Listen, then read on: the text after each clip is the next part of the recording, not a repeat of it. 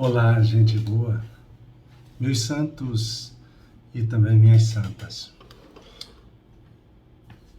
Hoje, então, nós chegamos aí ao 26º domingo do tempo comum e a Eucaristia, na verdade, ela é festa, mas é festa também da justiça, do amor, da partilha, do compromisso com os pobres e também os excluídos. É fração de pão, partilha verdadeira entre irmãos, banquete da verdadeira vida. O que fazemos agora tem, na verdade, repercussão depois. Nosso comportamento na terra será julgado também no céu. É a seriedade da vida, a responsabilidade com o projeto de Deus e as dores e alegrias dos outros que nós precisamos colocar também diante de Deus. Celebramos as pessoas, os grupos, as comunidades, as instituições, os projetos, as ações que antecipam na história o que será então pleno na glória, festa do amor e também da vida. A parábola do homem rico e do pobre Lázaro é espelho do que acontece no mundo injusto e profecia do que acontecerá quando ricos e pobres serão igualados pela morte. A simplicidade da cena concentra nossa atenção na importância da mensagem. Os bens são de Deus. Devem chegar às mãos de todos. A escandalosa desigualdade grita por justiça e fraternidade. A hora é agora. Depois é tarde demais. No Evangelho de Lucas, algumas parábolas, elas são contadas por Jesus ao longo do trajeto da subida a Jerusalém, que iniciou justamente ali no capítulo 9, versículo 51. Enquanto o capítulo 15 se ocupa da alegria por encontrar o que estava perdido e da misericórdia de Deus revelada neste encontro, o capítulo 16 fala da atitude que o discípulo deve então manter diante dos bens materiais e a forma que deve então administrar sua vida. Neste contexto, está a parábola do homem rico e do pobre Lázaro, que conclui, na verdade, esse tema. Existe vida após a morte? Alguns acreditam que sim, outros que não. Embora essa crença pareça ser algo muito particular de cada pessoa, o fato é que crer ou não crer na vida após a morte influencia também a maneira como vivemos a nossa vida presente. Por quê?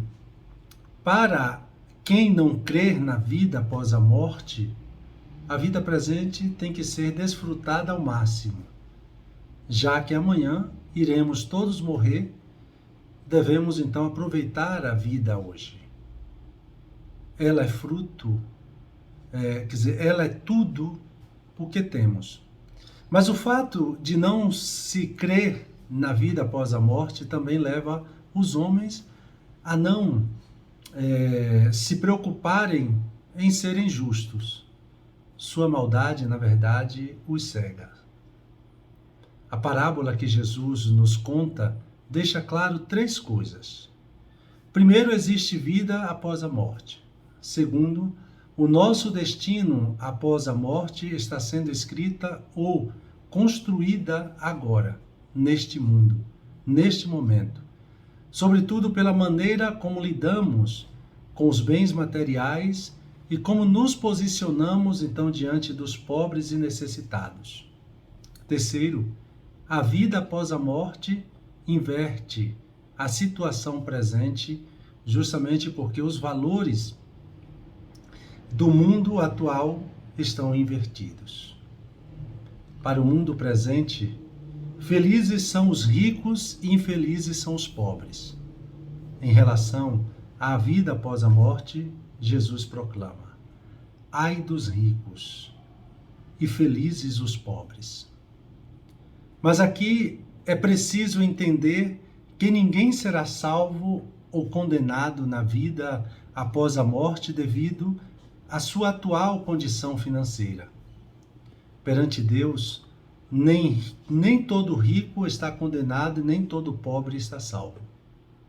A questão é a maneira como cada um de nós lida com os bens materiais e como se posiciona perante este mundo desigual, que enriquece ainda mais os que já são ricos e empobrece ainda mais os que são pobres.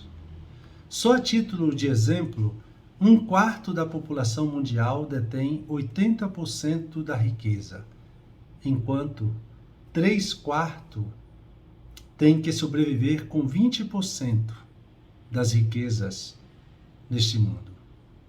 Aos olhos de Deus, isso se chama injustiça. E a vida após a morte é entendida biblicamente como restabelecimento da justiça. O que nós esperamos, conforme sua promessa, são novos céus e nova terra, onde habitará a justiça. Segunda carta de Pedro, capítulo 3, versículo 13.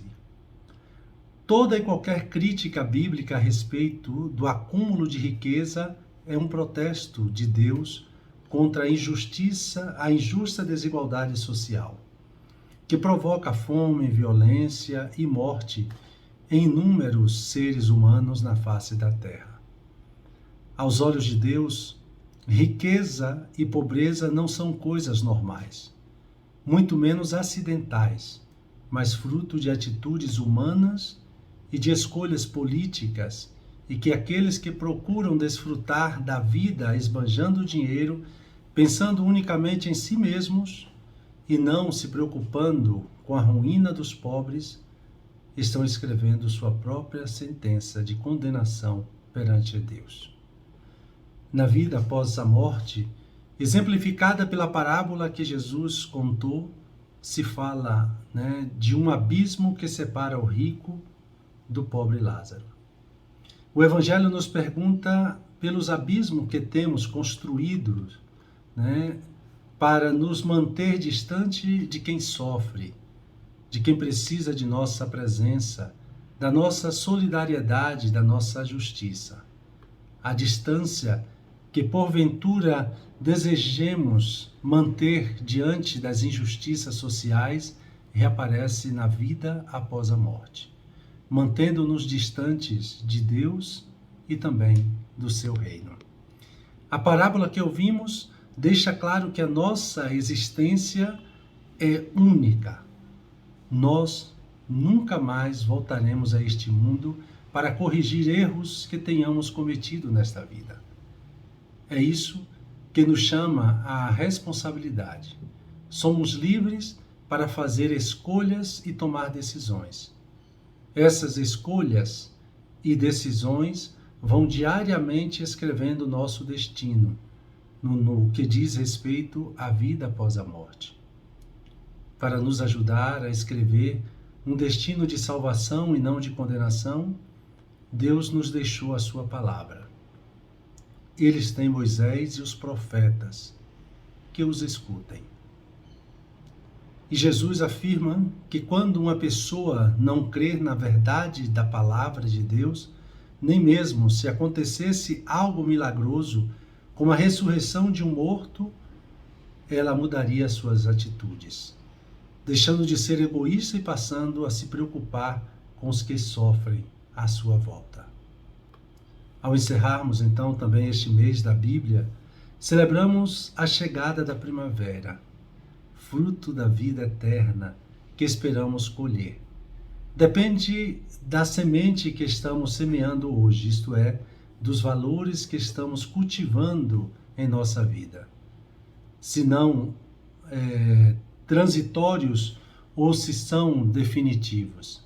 Se visam unicamente o nosso bem ou se visam o bem de toda a humanidade, especialmente dos que mais sofrem.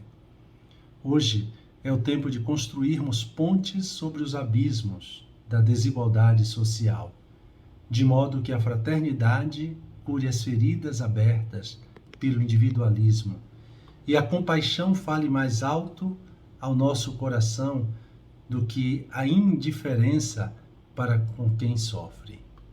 A parábola do rico e do pobre Lázaro é um grande convite para a conversão.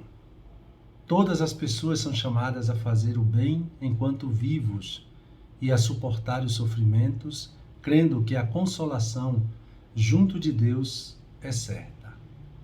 A parábola ensina que para tomar decisões corretas é sempre útil colocar-se do ponto de vista do fim e fazer agora aquilo que, então, no fim, gostaríamos de ter feito e não podemos mais. Depois, como diz o provérbio, não adianta chorar sobre o leite derramado. É preciso converter-se agora à lei e aos profetas que ensinam o que deve ser feito. Depois é tarde demais. Afinal, deve-se viver o dia de hoje como se fosse o último dia da vida, e o último dia da vida como se fosse o primeiro. E dando então continuidade a esse nosso momento de oração, me coloco na presença do Senhor como de costume. Recolho-me imaginando Jesus à mesa com os pecadores e narrando ali para eles a parábola da misericórdia. Peço aquilo que quero. Entender que somos salvos pela misericórdia de Deus por nós, pobres mortais. E aceitá-la, então, aceitar essa misericórdia significa usar também de misericórdia para com os meus irmãos e irmãs. E buscando tirar proveito, medito atentamente a parábola, identificando-me ali com o rico, avarento, e contemplo o pobre Lázaro, que é o próprio Cristo. E me detenho nas pessoas, aquilo que dizem, buscando tirar proveito para a minha vida. Um santo e abençoado domingo.